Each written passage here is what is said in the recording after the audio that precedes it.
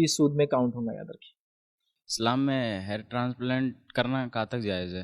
भाई ने एक सवाल किया कि हेयर ट्रांसप्लांट कराना कैसा है। तो याद रखिए, हेयर ट्रांसप्लांट कराना जायज़ है, इन्हांस कराना जायज़ नहीं, ये बात याद रखिए। हेयर ट्रांसप्लांट क्या होता है?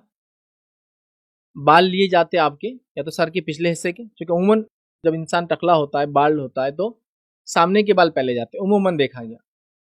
वो चई लगना जिसको बोलते हैं, वो एक अलग ही चीज़ में कुछ कुछ जगह कहीं भी बाल चले, लेकिन एक नेचुरल जो बाल्डनेस होती है, गंजापन बोलेंगे उसको, टकला होना होता है, वो सामने से होता है। तो उसमें क्या करते हैं, पीछे के बाल निकालते हैं, और पीछे के बाल जड़ के साथ निकालते हैं, और उनको लाकर सामने, जैसा गेहूं वगैरह की खेती में आप देखते हैं ना, झाड़ लगा देते हैं, लगा हुआ झाड़, उस तरह से उनको लगा देते हैं। और फिर चूंकि स्कल अच्छी होती है, स्किन के नीचे सारी चीजें होती है, बाल फिर से उगना चालू हो जाते हैं, इसको बोलते हैं ट्रांसप्लांट। और हेयर इनहांस क्या होता है? इनहांसमेंट, आपके बालों को नकली बाल लाकर इलेक्ट्रिक प्रेस से, या एक मशीन होती है उसे चिपका दिए जाते हैं। जैसा फॉर एग्जांपल एक औरत के बाल सिर्फ यहाँ तक बढ़ते ही नहीं, तो दूसरी औरत के बड़े बाल लाए जाते हैं, और उनको लाकर उसके बालों में ऐसा इंसर्ट किया जाता है उस मशीन से, कि वो जब आपके बालों में चिपकते हैं तो आपके बालों का पार्ट बन जाते हैं, और फिर आपके पीछे के बाल बढ़ते हैं तो ये बाल भी आगे बढ़ते जाते हैं, जिससे आपके बाल लंबे होते हैं, इन्हांस हो जाते हैं। तो हेयर इन्हांसमेंट जायज़ नहीं, क्योंकि उसमें धोखा हो जाता है।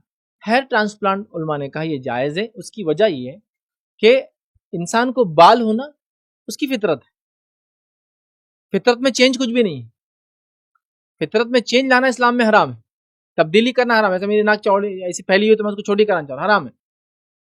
लेकिन बाल होते हैं इंसान को, अब नहीं है, चले गए, तो आप रिस्टोरेशन कर रहे हैं, चीजों को वापस लेकर जगह पे लगा रहे हैं, मतलब जैसा पहले बाल थे चले गए, फिर से लगा रहे हैं, इसमें कोई धोखा नहीं है, खलखत में तब्दीली नहीं, कुछ भी नहीं, नेचुरल चीज है।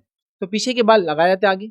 सेकंड होता है कि बॉडी के किसी और पार्ट के बाल लिए जाते हैं, खास तौर से जो बाल लिए जाते हैं बॉडी के दूसरे पार्ट के, अगर पीछे ना हो पूरा ही, अगर बाल हो जाए इंसान, तो या तो शर्मगा के पास के बाल लिए जाते हैं, या तो बगल के बाल लिए जाते हैं, क्योंकि यही दो बाल है जिसमें बढ़ने की सलाहियत है बहुत ज्यादा। बाकी ये बाल रुए होते हैं, हाथ के बाल रुए होते हैं, पैर के बाल भी रुए होते हैं, उनमें बहुत लंबा होने की सलाहियत नहीं होती है। लेकिन बगल के बाल, शर्मगा के बाल, ये दो ही जगह होते हैं जो बढ़ते चले जाते हैं काफी लेंथ, जो सर के जैसे होते हैं। या तो सर के लिए जाते हैं, या तो दाढ़ी के लिए जाते हैं, ठीक, या तो मूछी के लिए जाते हैं, लेकिन बगल के और शर्मगा के बाल कॉमनली यूज होते हैं। तो ये बाल फिर निकाले जाते हैं और सर में लगा दिए जाते हैं।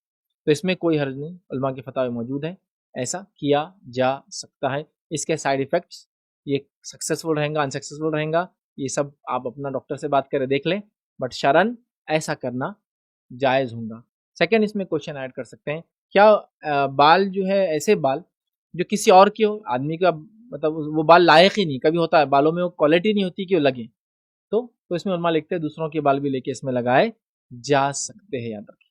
लेकिन ये बात तो बिल्कुल दुरुस्त और तय है कि अपने जिस्म के बाल तो इस्तेमाल, पीछे के बाल या साइड के बालों को भी यहाँ लगाना, इसमें इंशाल्लाह अज़ीज़ कोई हर्ज नहीं, चूंकि पहले से मौजूद चीज को आप वापस कर रहे हैं, इसमें कोई तब्दीली, कोई नयापन, कोई खलखत में चेंज आप नहीं ला रहे। बाल आपको पहले थे, चले गए, आप वापस लगा रहे, चाहे आप जवान है चाहे बूढ़े, कोई मसला नहीं, कोई भी कर सकते हैं। होता है कभी 20-25 साल उम्र है बाल चले जाए, ठीक है, ऐसा हो सकता है।